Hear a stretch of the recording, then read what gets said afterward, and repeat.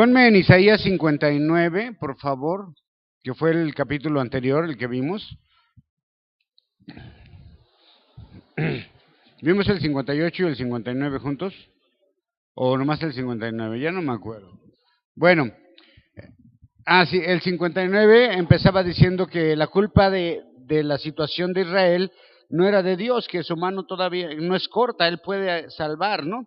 Pero después, más adelante en los siguientes versículos, dice que comienza con una reprensión al pueblo y les empieza a enumerar una lista de pecados que el pueblo ha cometido por los cuales Dios está muy enojado, ¿no? Vuestra lengua habla maldad y todo eso. Y luego hay una sesión donde el pueblo comienza a confesar sus pecados, el por qué Dios se ha alejado de ellos, ¿sí? Creo que es más adelante George busca donde dice, por eso se ha alejado Dios de nosotros. Por eso se alejó de nosotros el juicio y la justicia, y ahí comienzan. Y los últimos versículos, Dios les dice, pero como ustedes, a pesar de que ellos ya están reconociendo su pecado, dice, como no pueden hacer nada, yo voy a intervenir para salvarlos, y comienza a decirles que su luz nacerá, ¿se acuerdan? Espera, más adelante donde dice que su luz nacerá, cuando quiten el derecho, ¿no?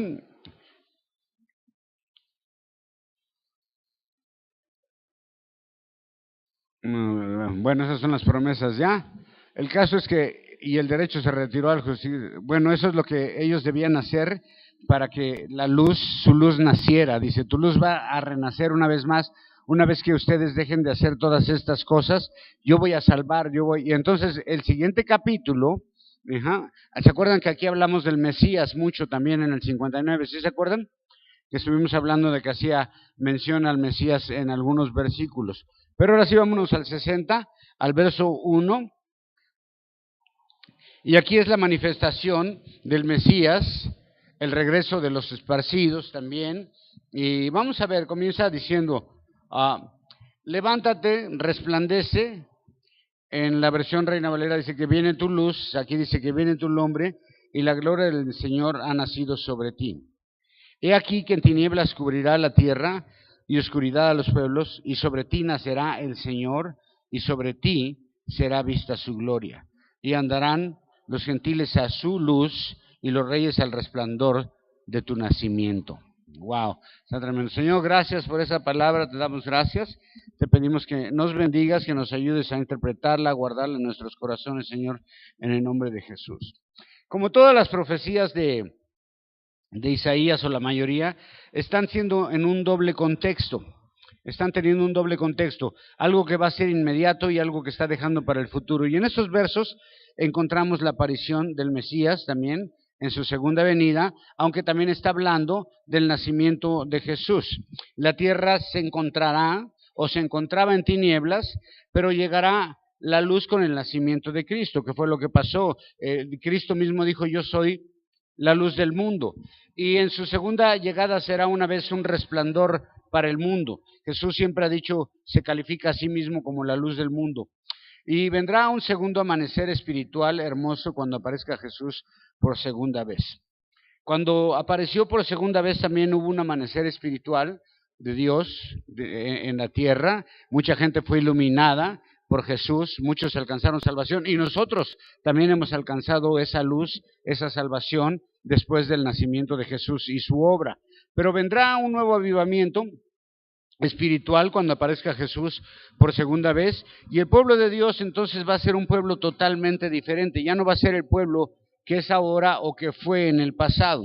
Y luego dice el verso 3 que las naciones andarán a tu luz. Eso quiere decir que las naciones estarán en la luz de Dios a través de Jesús, y también está hablando del nacimiento de Israel como nación una vez más, y así también está mencionando el regreso de los esparcidos. Comienza diciendo, levántate, resplandece. Parece que le está hablando a una persona, en realidad está hablando a la nación de Israel, que ya tiene que levantarse y resplandecer, pero está hablando también de la profecía de Jesús, porque parte de esto ya sucedió con el nacimiento de Jesús, parte de esto ya sucedió con el regreso de los cautivos de Babilonia.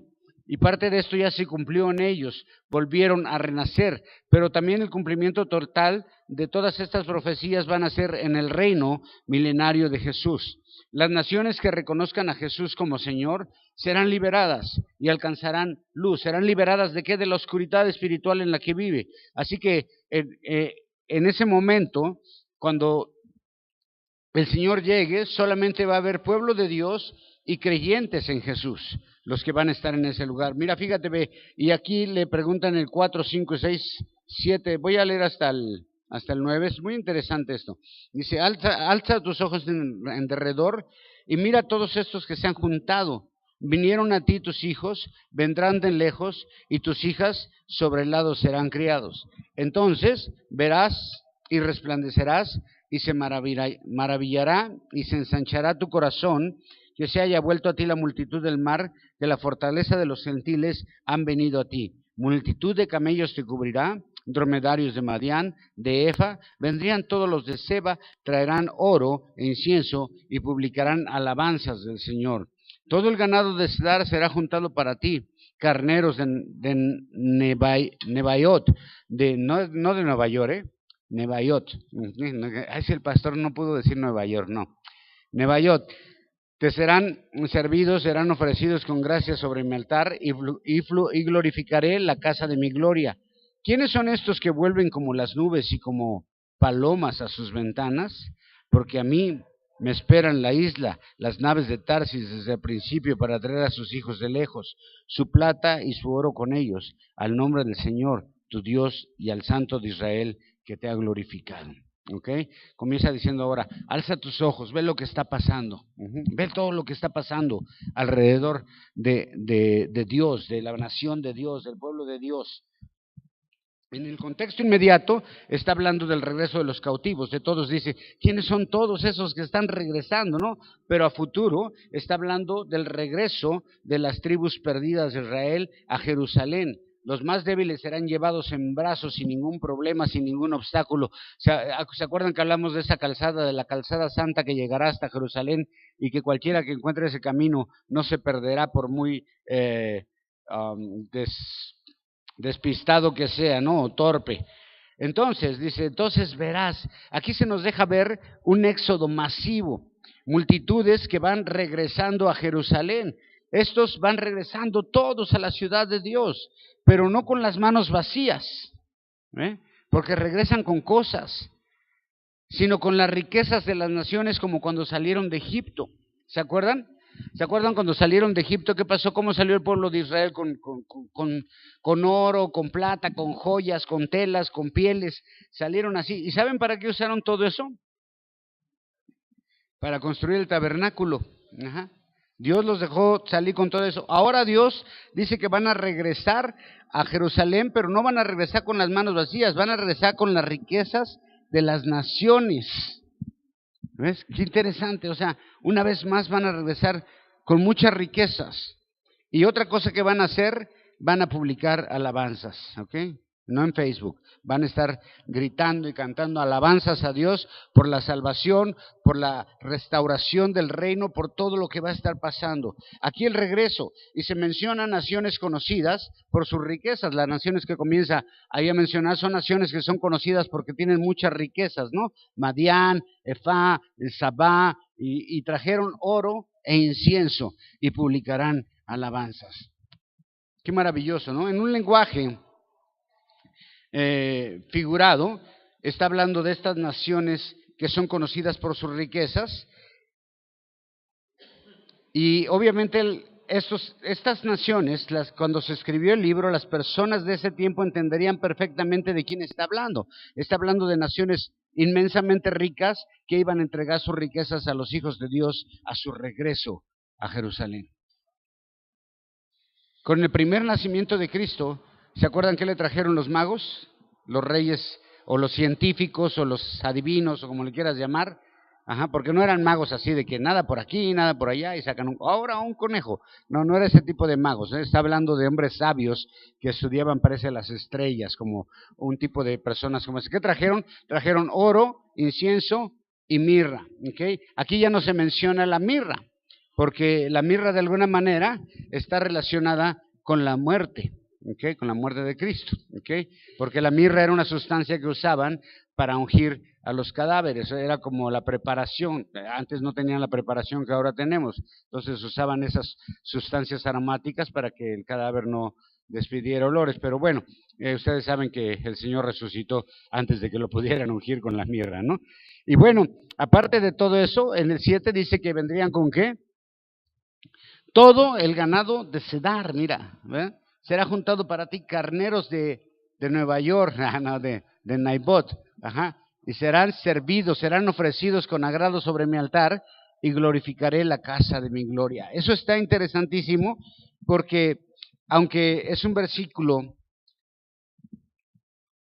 podríamos decir polémico, pero ahora el ganado, dice que ese ganado será ofrecido en sacrificio. Entonces, el templo que iba a haber al regreso de los cautivos, ¿cuál era? El templo de Esdras, ajá. Pero parece ser que también en el reino milenario de Jesús va a haber un templo, un nuevo templo, tiene que haber un tercer templo. Es una casa, él habla de una casa de su gloria, y aunque es un versículo polémico, porque ¿qué simbolismo tendría un sacrificio o qué propósito en el futuro? A menos que en el contexto inmediato esté hablando del templo de Esdras, ¿ok? ¿Sí?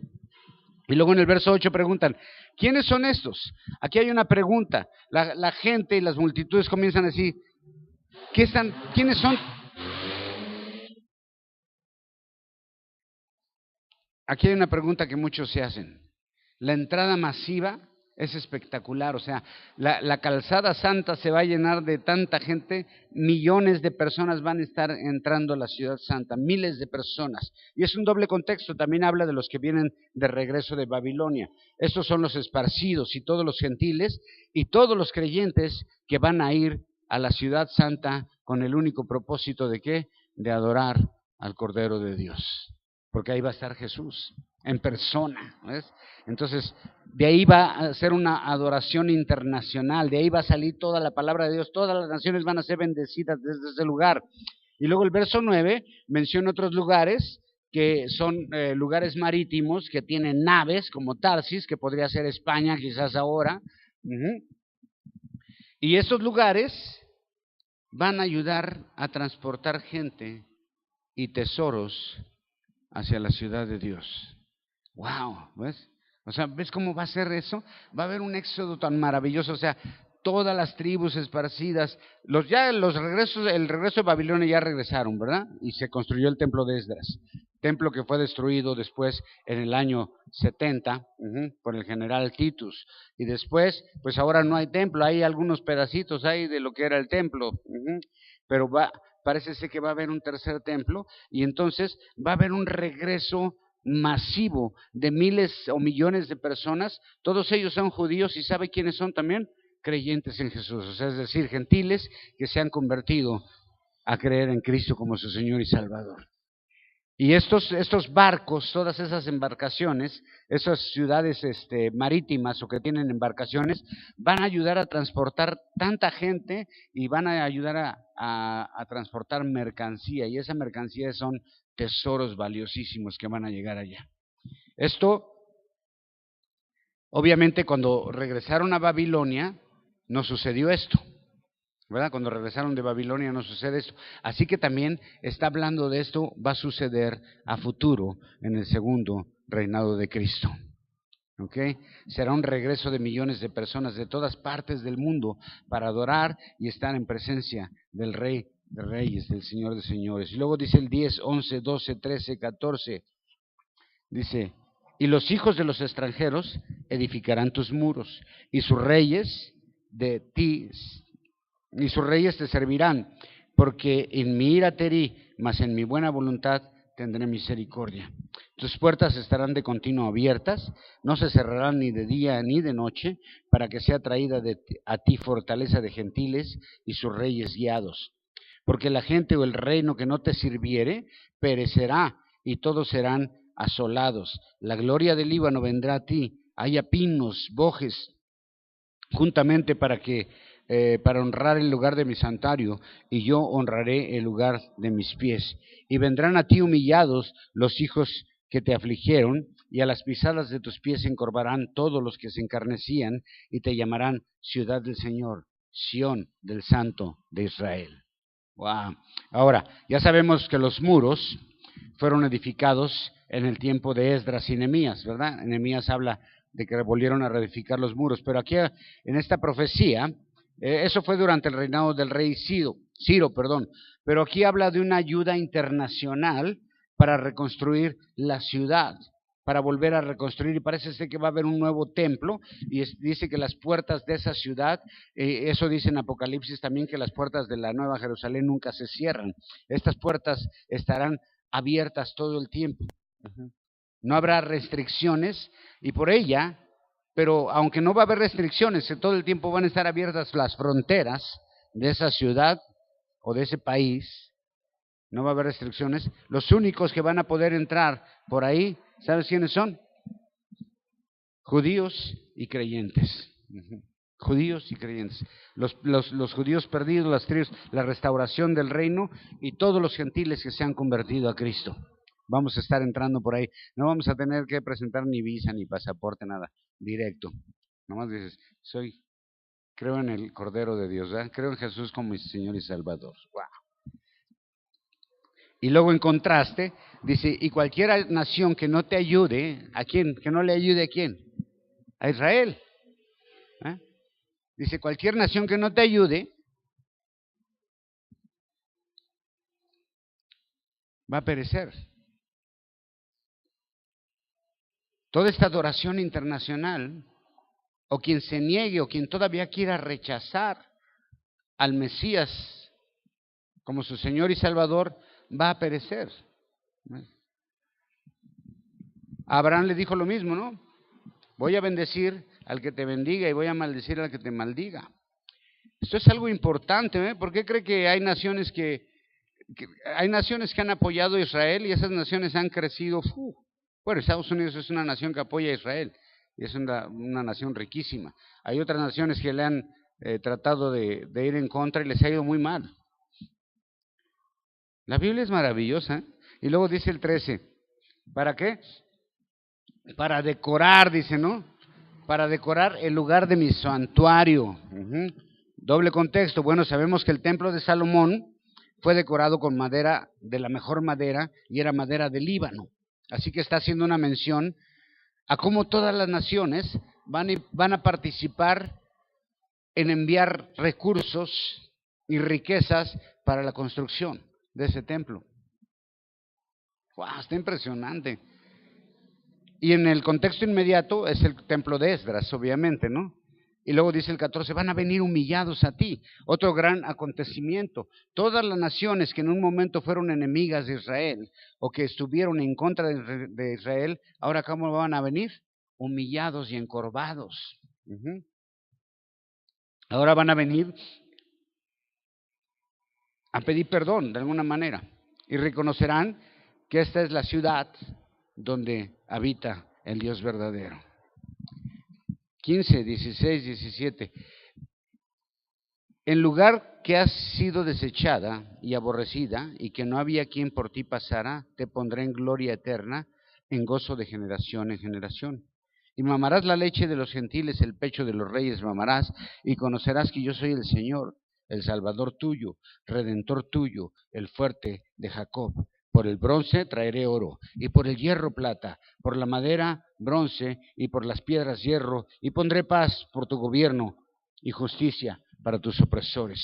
Nunca más se oirá en tu tierra violencia, destrucción y quebrantamiento en tus términos, mas a tus muros llamarás salvación y a tus puertas alabanzas. El sol nunca más te servirá de luz para el día, ni el resplandor de la luna te alumbrará, mas te será el Señor por luz perpetua y por tu gloria, Dios tuyo. No se pondrá jamás tu sol, ni menguará tu luna, porque te será el Señor por perpetua luz, y los días de tu luto serán acabados. Y tu pueblo y todos ellos serán justos para siempre, heredarán la tierra, serán renuevos de mi plantío, obra de mis manos para glorificarme. El pequeño será por 1000 y el menor por gente fuerte. Yo, el Señor, a su tiempo haré que esto sea presto.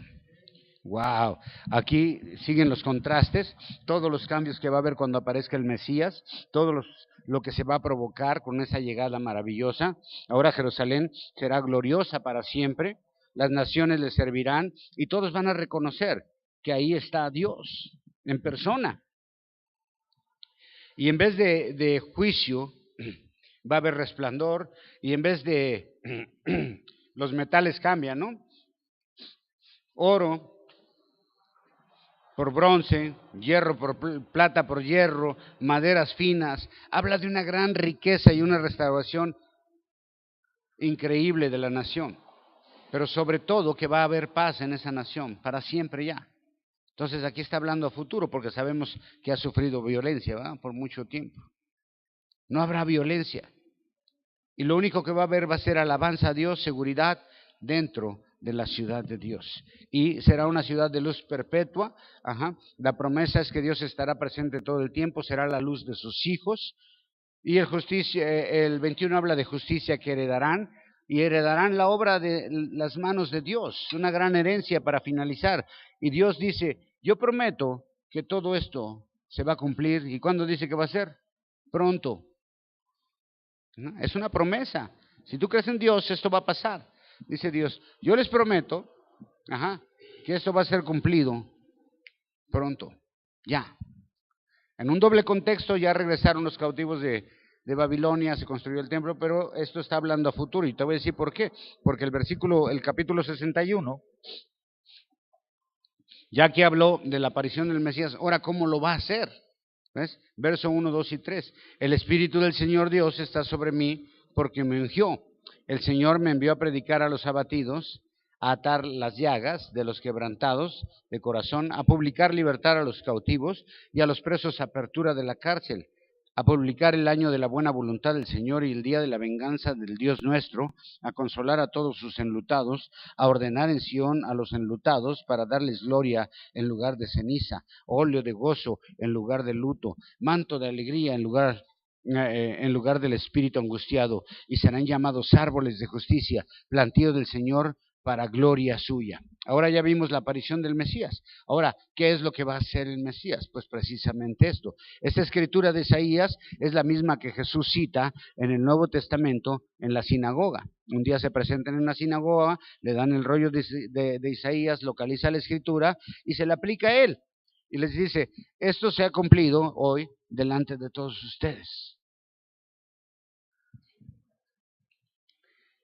Dice, el Señor me ungió, Él es el ungido, de donde viene la palabra Mesías y la palabra Cristo, que realmente Cristo quiere decir ungido.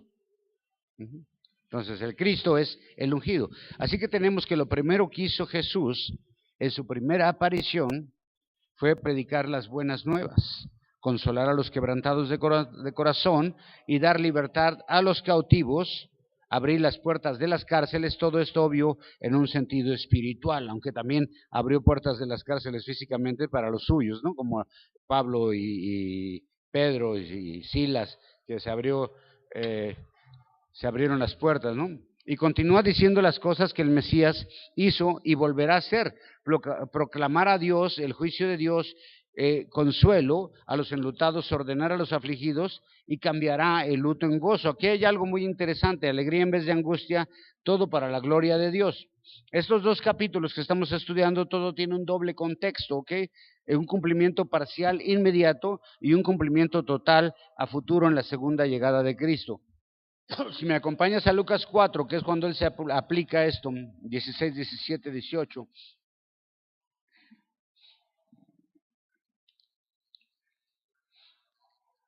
Hasta el 21, y es muy interesante, y dice, y vino a Nazaret donde había sido criado, y entró conforme a su costumbre el día sábado en la sinagoga, y se levantó a leer. Y le fue dado el libro del profeta Isaías, y cuando abrió el libro, halló el lugar donde estaba escrito, el Espíritu del Señor es sobre mí, por cuanto me ha ungido para predicar el evangelio a los pobres, me ha enviado para sanar a los quebrantados de corazón, para pregonar a los cautivos libertad y a los ciegos vista, para poner en libertad a los quebrantados, para pregonar el año agradable al Señor. y enrollando el libro, lo dio al ministro y se sentó, y los ojos de todos en la sinagoga estaban fijos en él, y comenzó a decirles: hoy se ha cumplido esta escritura en vuestros oídos. Hay una parte que omitió de aquí Jesús. Él para donde dice: para pregonar el año agradable al Señor. Hasta ahí para, ya no sigue diciendo lo demás, porque hasta ahí sería el cumplimiento parcial de su primer ministerio en la tierra, en su primera aparición. Ya no continúa con la siguiente parte del verso 2, que Isaías habla de la venganza de Dios. ¿Sí te das cuenta? Qué interesante, ¿no? Ahí para Jesús, él ya no habla de la venganza de Dios, dice: nada más hasta aquí, porque esto es lo que voy a hacer en esta vez, pero cuando venga por segunda vez, voy a hacer la venganza, el juicio de Dios, porque eso se va a cumplir hasta la segunda llegada de Cristo. En la primera vez nada más predicó el año agradable al Señor, que sería el año del jubileo. Cada 7 años la tierra tenía que descansar un año, y cada 49 años, al año 50 se hacía una gran fiesta, y en esa gran fiesta era un nuevo inicio. Todas las deudas eran canceladas, las tierras volvían a sus dueños originales, los presos, los esclavos eran liberados, etcétera, etcétera. O sea, era un nuevo inicio por completo. Cada 7 años un inicio parcial, y cada 50 años un inicio total. Qué bonito lo que hacía el pueblo de Dios, un nuevo inicio. Eso fue lo que vino a hacer Jesús en su primera aparición, un nuevo inicio parcial. Y luego dice 4, 5, 6, 7, edificarán los desiertos antiguos y levantarán los asolamientos primeros, restaurarán las ciudades asoladas, los asolamientos de muchas generaciones, y estarán extranjeros y apacentarán vuestras ovejas, y los extraños serán vuestros labradores y vuestros viñadores, y vosotros seréis llamados sacerdotes del Señor, ministros del Dios nuestro, seréis dichos, y comenzaréis las fuerzas, y comeréis las fuerzas de los gentiles, y con gloria seréis sublimes. En lugar de vuestra vergüenza doble y de vuestra deshonra, os alabarán en sus heredades, por lo cual en sus tierras poseerán el doble y tendrán perpetuo gozo. Porque yo, el Señor, soy amador del derecho, aborrecedor del latrocinio, para holocausto, que confirmaré en verdad su obra, y haré con ellos pacto perpetuo, y la simiente de ellos será conocida entre los gentiles, y sus renuevos en medio de los pueblos. Todos los que los vieren los conocerán, que son simiente bendita del Señor. Amén. Qué bonito es, está hermoso, ¿no? En la versión Reina Valera dice que son el linaje bendito de Dios, dice. Y eso se lo aplica, Pedro le aplica eso a la iglesia. ¿Ves? Pedro dice: ustedes son linaje escogido, reyes y real sacerdocio, linaje escogido. Wow, ¿cómo se nos olvida eso a veces, verdad? Bueno, aquí tenemos más profecías, en doble contexto también. Reedificarán, esto podría ser un plan inmediato y también un plan a futuro, y será una nación de sacerdotes. ¿Ves? Ya lo es. El pueblo de Dios es un pueblo hecho de real sacerdocio, linaje escogido. Eso eres tú. Eso soy yo, eso somos todos nosotros. Real sacerdocio, linaje escogido por Dios. Eso es maravilloso.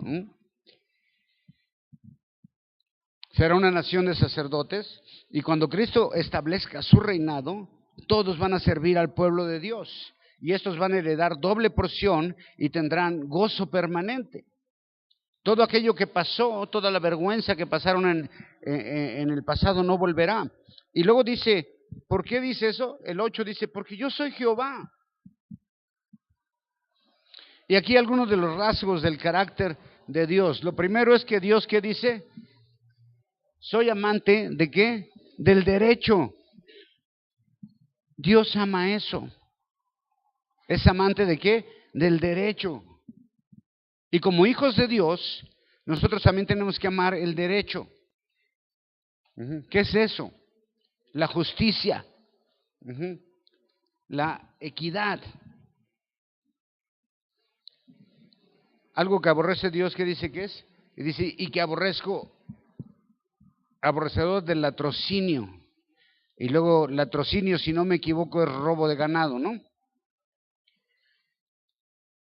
Entonces, en este caso habla de ganado robado para presentarlo como holocausto. Dice, a mí no me traigas nada que te hayas robado para ofrecérmelo a mí. Está tremendo. Para presentarlo como holocausto. Ahora sería en el mismo contexto, ¿no?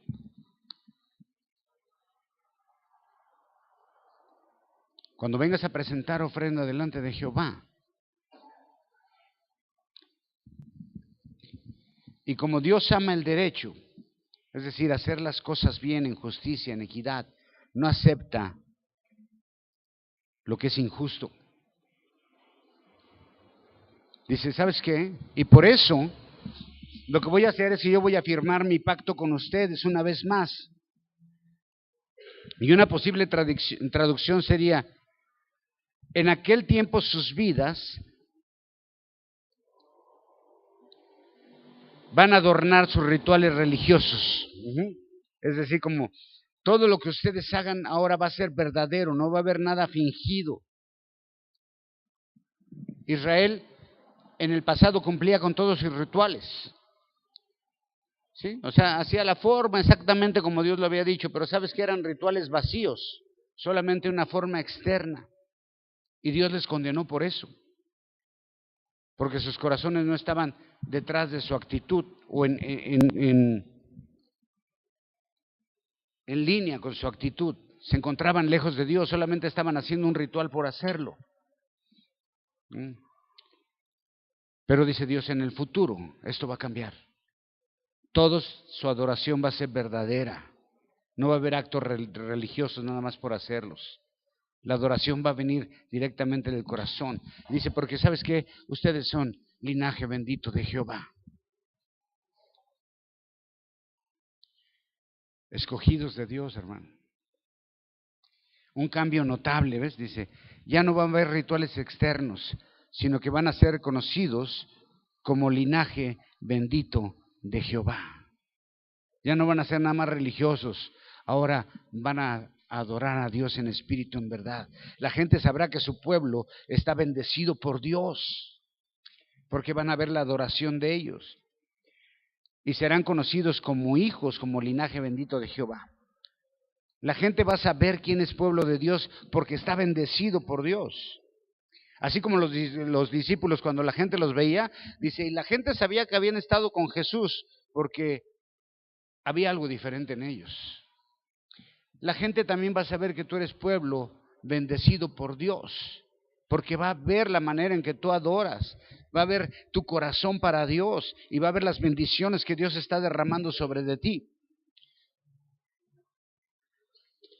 Verso 10 y 11. En gran manera me gozaré en el Señor, mi alma se alegrará en mi Dios, porque me vistió de vestidos de salvación, me rodeó de manto de justicia, como a novio me atavió y como a novia compuesta de sus joyas. Porque como la tierra produce su renuevo y como el huerto hace brotar su simiente, así el Señor Dios hará brotar justicia y alabanza delante de todos los gentiles. Wow. Dios nos ha vestido como novia. Aquí está hablando que Dios te vistió de bodas. Dios va a vestir a su pueblo de bodas, como una novia, pero inmaculada, ¿no? O sea, perfecta, sin arrugas, sin mancha. Este es el nuevo pacto, la salvación. Y el saberse salvado, hermano, debe producir mucho gozo en tu vida. Porque Dios adornó tu vida. Ya no es la misma. Ya no estás vestido con harapos. Ya no estás vestido con harapos, con cualquier. Estás vestido, con vestidos de salvación, es decir, como ataviado como una novia para Dios. Dios adornó tu vida, ya estás vestido de bodas. Eso es lo que va a hacer Dios. Y luego dice el 11. Al final, así Jehová el Señor hará brotar justicia y alabanza de todas las naciones. El resultado final de todo este gran éxodo, de toda esta gran reunión en la ciudad santa de Dios, de toda esta adoración internacional y de toda esta ayuda internacional y todas las riquezas que van a llegar ahí, y va a ser un acontecimiento maravilloso. ¿Te imaginas? Mundialmente maravilloso. Bueno, universalmente maravilloso. Todas las naciones entrando por la calzada santa sin ningún obstáculo a adorar al Cordero de Dios. ¡Wow! El resultado final es que todas las naciones terminan alabando a Dios. Y lo van a hacer en una forma tan natural desde el fondo de su corazón. Y ya no lo van a hacer solo como un ritual, porque van a estar en la presencia del mismo Dios y Dios va a ser su luz y van a estar en la presencia de Dios y Dios cambia toda la situación de repente así, y todo es maravilloso para el pueblo de Dios. Y comienzan a señorear y todas las naciones le sirven y Jesús está al frente. Gobierno perfecto por 1000 años. Wow, eso es maravilloso, ¿eh? Es algo, y qué bonito que nosotros podemos ver esto y saber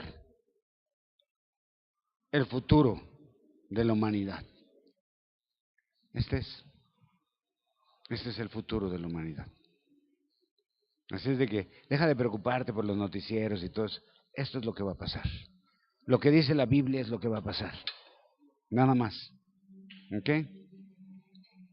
Qué maravilloso es nuestro Dios, de verdad. Dale un aplauso bien fuerte. Que Dios me los bendiga. Linaje escogido de Dios.